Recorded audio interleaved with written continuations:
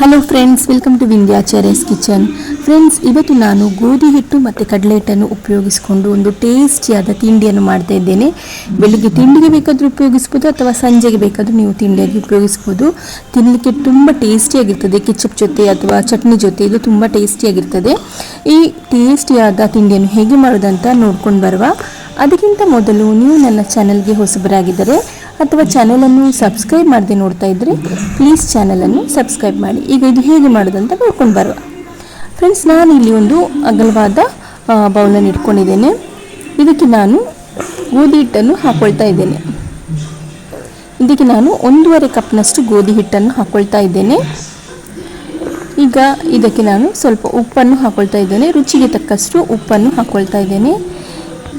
ಮತ್ತು ಇದಕ್ಕೆ 1 ಸ್ಪೂನ್ನಷ್ಟು ಎಣ್ಣೆಯನ್ನು ಹಾಕ್ಕೊಳ್ತಾ ಇದ್ದೇನೆ. ಮತ್ತು ಸ್ವಲ್ಪ ಹಳದಿ ಹುಡಿಯನ್ನು ಹಾಕ್ಕೊಳ್ತಾ ಇದ್ದೇನೆ.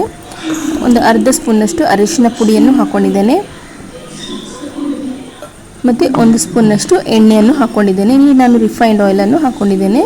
ಈಗ ಇದನ್ನೆಲ್ಲ ಚೆನ್ನಾಗಿ ಮಿಕ್ಸ್ ಮಾಡ್ಕೊಳ್ಬೇಕು ಕೈಯಿಂದ. ಗೋಧಿ ಹಿಟ್ಟಿಗೆ ಉಪ್ಪು, ಹಳದಿ ಪೌಡರ್ ಮತ್ತು ಎಣ್ಣೆ ಎಲ್ಲ ಕರೆಕ್ಟಾಗಿ ಈ ಥರ ಮಿಕ್ಸ್ ಆಗಬೇಕು.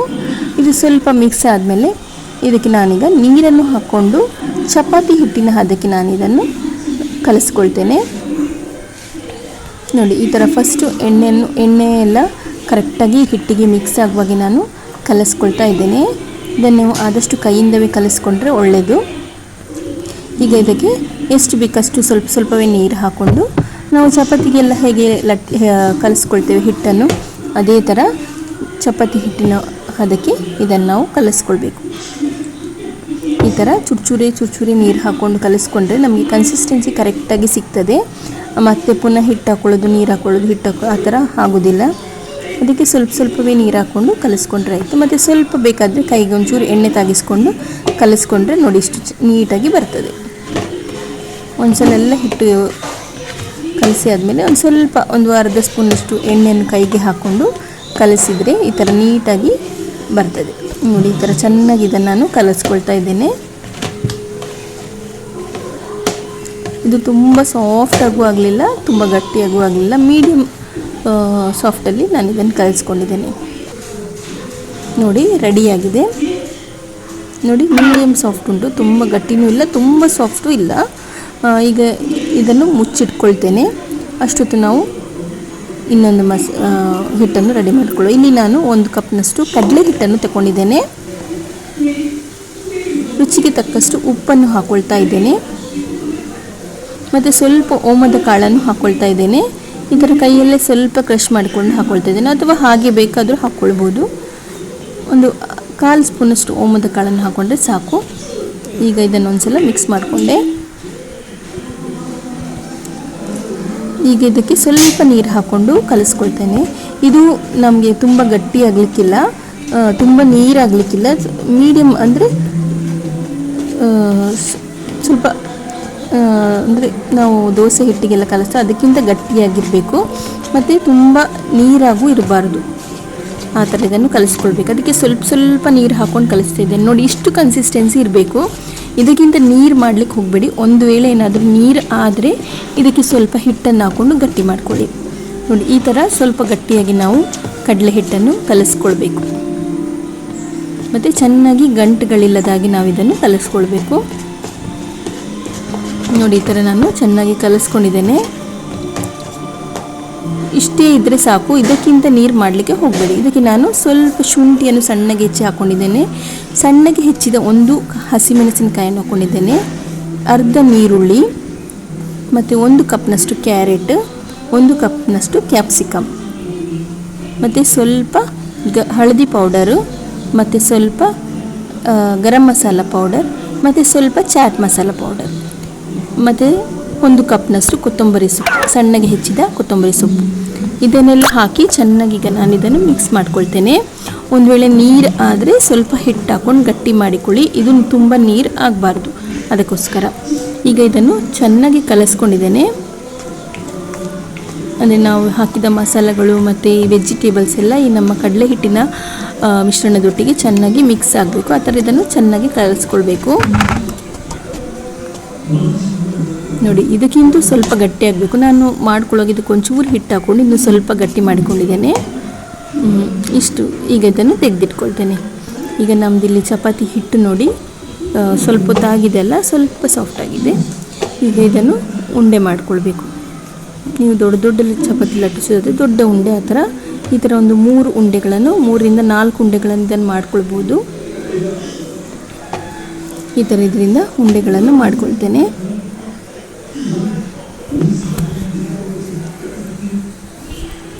ಈಗ ಇದನ್ನು ಉಂಡೆ ಎಲ್ಲ ಮಾಡಿಟ್ಕೊಂಡ ಮೇಲೆ ಚಪಾತಿ ಮಣೆಯಲ್ಲಿ ಹಾಕ್ಕೊಳ್ತೇನೆ.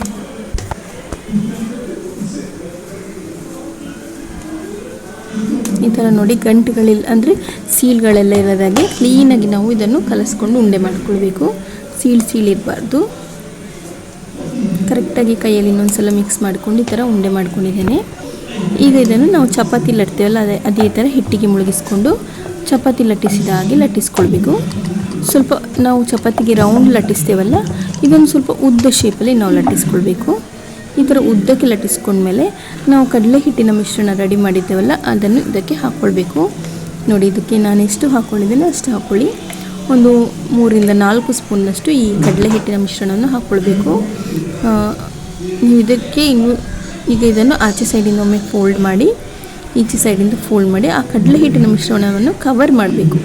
ಈಗ ಮೇಲ್ಗಡೆಯಿಂದ ಈ ಥರ ಫೋಲ್ಡ್ ಮಾಡಿ ಇದನ್ನು ಈ ಥರ ನಾವು ಪತ್ರೊಡೆಗೆಲ್ಲ ನಾವು ರೋಲ್ ಮಾಡ್ತೇವಲ್ಲ ಅದೇ ಥರ ಈ ಥರ ರೋಲ್ ಮಾಡಿಕೊಂಡು ಬಂದು ಸೈಡು ಎಡ್ಜಸ್ಸನ್ನು ಈ ಥರ ಸ್ಟಿಕ್ ಮಾಡಬೇಕು. ಈ ಥರ ಅಂಟಿಸ್ಕೊಳ್ಬೇಕು. ಇಲ್ಲಾಂದರೆ ಸ್ವಲ್ಪ ನೀರು ಹಾಕಿ ಬೇಕಾದರೆ ಅಂಟಿಸ್ಕೊಳ್ಬೋದು, ಅಥವಾ ಈ ಥರ ಪ್ರೆಸ್ ಮಾಡಿದರೆ ಅದು ಅಂಟ್ತದೆ. ಈ ಥರ ಸ್ವಲ್ಪ ಪ್ರೆಸ್ ಮಾಡಿಕೊಂಡ್ರೆ ಆಯಿತು. ಈಗ ಇದನ್ನು ತೆಗೆದಿಟ್ಕೊಳ್ತೇನೆ. ಇದೇ ಥರ ಎಲ್ಲ ಚಪಾತಿ ಉಂಡೆಗಳಿಂದ ಚಪಾತಿಯನ್ನು ಲಟ್ಟಿಸಿ ಈ ಥರ ಹಿಟ್ಟನ್ನು ಮಧ್ಯಕ್ಕೆ ಸ್ಟಫ್ ಮಾಡಿ ಆಚೆ ಈಚೆ ಸೈಡಿಂದ 2 ಕಡೆಯಿಂದ ಫಸ್ಟ್ ಫೋಲ್ಡ್ ಮಾಡಿಕೊಂಡು, ಅಂದರೆ ಇದು ಈ ಥರ ಮಾಡೋದ್ರಿಂದ ಹಿಟ್ಟು ಹೊರಗೆ ಬರೋದಿಲ್ಲ. ಈ ಥರ ಮಾಡಿ ಮತ್ತು ಮೇಲಿಂದ ಸಹ ಅದನ್ನು ಕವರ್ ಮಾಡಿ ಅದನ್ನು ಈ ಥರ ಕವರ್ ಮಾಡ್ಕೊಂಡು ಬಂದು ರೋಲ್ ಮಾಡಿಕೊಂಡು ಬಂದರೆ ಆಯಿತು. ಮತ್ತು ಕೆಳಗಡೆಯಿಂದ ಸಹ ಅದನ್ನು ಕವರ್ ಮಾಡಿಕೊಂಡ್ರೆ ಆಯಿತು ಈ ಥರ. ಮತ್ತು ಅದನ್ನು ಸೈಡಿಗೆ ಅಂಟಿಸ್ಕೊಂಡ್ರೆ ಆಯಿತು. ಸ್ವಲ್ಪ ಪ್ರೆಸ್ ಮಾಡಿದರೆ ಅಂಟ್ತದೆ, ಅಥವಾ ನೀರು ಹಾಕಿ ಅಂಟಿಸ್ಬೋದು. ಇದೇ ಥರ ಎಲ್ಲ ಚಪಾತಿಗಳಿಂದ ಈ ಥರ ರೋಲ್ಗಳನ್ನು ರೆಡಿ ಮಾಡಿಕೊಳ್ತಾ ಇದ್ದೇನೆ.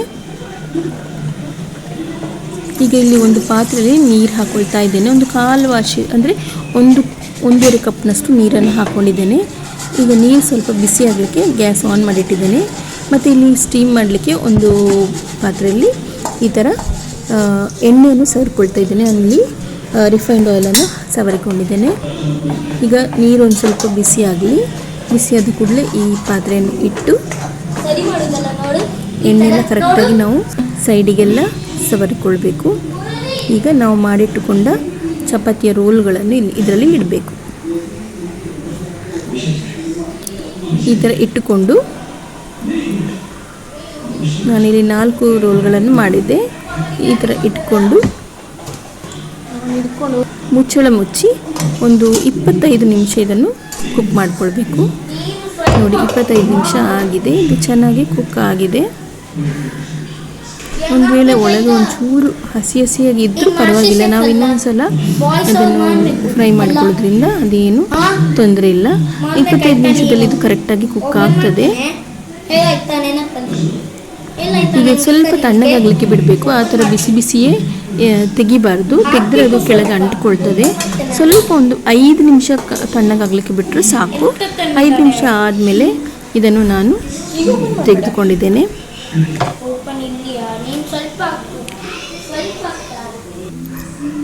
ನೋಡಿ, ಇಲ್ಲಿ ಒಂದು ಚಾಪಿಂಗ್ ಬೋರ್ಡಲ್ಲಿ ನಾನು ಇದನ್ನು ತಗೊಂಡು ಇದನ್ನು ಈ ಥರ, ಈಗ ಅದು ನೋಡಿ ಸ್ವಲ್ಪ ತಣ್ಣಗೆ ಆಗಿದೆ. ಈ ಥರ ರೌಂಡಾಗಿ ನಾವು ಪತ್ರೊಡೆ ಎಲ್ಲ ಕಟ್ ಮಾಡ್ಕೊಳ್ತೇವಲ್ಲ ಅದೇ ಥರ ಇದನ್ನು ರೌಂಡಾಗಿ ಕಟ್ ಮಾಡ್ಕೊಳ್ಬೇಕು. ಈ ಥರ ಎಲ್ಲ ಚಪಾತಿ ರೋಲ್ಗಳನ್ನು ನಾವು ಈ ಥರ ರೌಂಡಾಗಿ ಕಟ್ ಮಾಡ್ಕೊಳ್ಬೇಕು.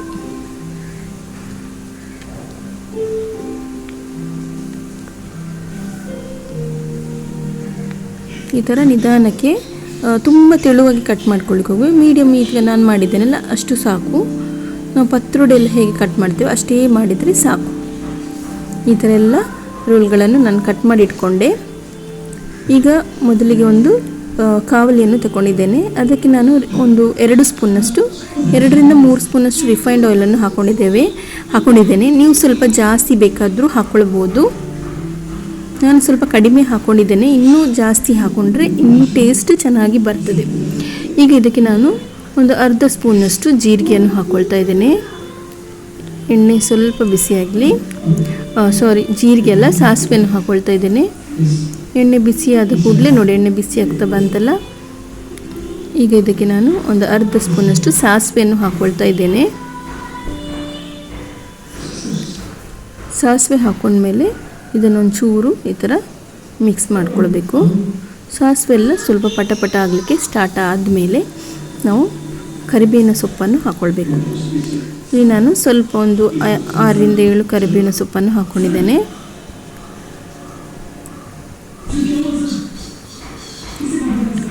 ಈಗ ಇದಕ್ಕೆ ನಾನು ಸ್ವಲ್ಪ ಬಿಳಿ ಎಳ್ಳನ್ನು ಹಾಕ್ಕೊಂಡಿದ್ದೇನೆ. ಇದು ಆಪ್ಷನಲ್, ಬೇಕಾದರೆ ಹಾಕ್ಕೊಳ್ಬೋದು, ಇಲ್ಲಾಂದರೆ ಸ್ಕಿಪ್ ಮಾಡಿ. ಈಗ ಇದನ್ನೆಲ್ಲ ಒಂದ್ಸಲ ಚೆನ್ನಾಗಿ ಮಿಕ್ಸ್ ಮಾಡ್ಕೊಳ್ಬೇಕು. ಈಗ ಎಣ್ಣೆಲಿ ಸ್ವಲ್ಪ ಟಾಸ್ ಮಾಡಿಕೊಂಡ್ರೆ ಸಾಕು ಈ ಥರ. ಈಗ ಇದರ ಮೇಲೆ ತುಂಬ ಹೊತ್ತು ಬಿಡಬೇಕಂತ ಇಲ್ಲ. ಸ್ವಲ್ಪ ಹಾಕಿದ ಕೂಡಲೇ ಇದನ್ನು ನಾವು ಮಾಡಿಕೊಂಡ ಚಪಾತಿ ರೋಲ್ಗಳನ್ನೆಲ್ಲ ಇದರ ಮೇಲೆ ಇಟ್ಕೊಳ್ಬೇಕು. ನಿಮಗೆ ಬೇಕಾದರೆ ಎಣ್ಣೆ ಸ್ವಲ್ಪ ಜಾಸ್ತಿ ಹಾಕ್ಕೊಳ್ಬೋದು, ಅಥವಾ ನೀವು ಇದನ್ನು ಡೀಪ್ ಫ್ರೈ ಬೇಕಾದರೂ ಮಾಡ್ಬೋದು, ಆಗ ಇನ್ನೂ ಟೇಸ್ಟಿಯಾಗಿ ಬರ್ತದೆ. ನಾನಿಲ್ಲಿ ಶಾಲೋ ಫ್ರೈ ಮಾಡಿಕೊಂಡಿದ್ದೇನೆ. ನಾನು ಎಲ್ಲ ಚಪಾತಿ ರೋಲ್ಗಳನ್ನು ಇದರಲ್ಲಿ ಇಟ್ಕೊಂಡಿದ್ದೇನೆ ಒಂದೇ ಸಲಕ್ಕಾಗುವಾಗೆ. ಈಗ ಇದಕ್ಕೆ ಒಂದು ಮುಚ್ಚಳವನ್ನು ಮುಚ್ಚಿ ಒಂದು 5 ನಿಮಿಷ ಇದನ್ನು ಚೆನ್ನಾಗಿ ಕುಕ್ ಮಾಡಿಕೊಳ್ಬೇಕು. ನೋಡಿ, ಇದು ಮುಚ್ಚಳ ಮುಚ್ಚಿ ಒಂದು 5 ನಿಮಿಷ ಒಂದು ಕಡೆ ಕುಕ್ ಮಾಡಿಕೊಂಡ್ಮೇಲೆ ಇದನ್ನು ತಿರುಗಿಸಿ ಹಾಕ್ಕೊಳ್ತಾ ಇದ್ದೇನೆ. ಇದು ಬ್ರೌನ್ ಕಲರ್ ಆಗಬೇಕು, ಅಷ್ಟವರೆಗೆ ನಾವು ಕುಕ್ ಮಾಡಬೇಕು. ಬ್ರೌನ್ ಕಲರ್ ಆದರೆ ತುಂಬ ಟೇಸ್ಟಿಯಾಗಿ ಬರ್ತದೆ, ಅಂದರೆ ಸ್ವಲ್ಪ ಲೈಟ್ ಕ್ರಿಸ್ಪಿಯಾಗಿ ಟೇಸ್ಟಿಯಾಗಿ ಬರ್ತದೆ. ಮೇಲ್ಗಡೆ ಸ್ವಲ್ಪ ಎಣ್ಣೆ ಹಾಕ್ಕೊಂಡು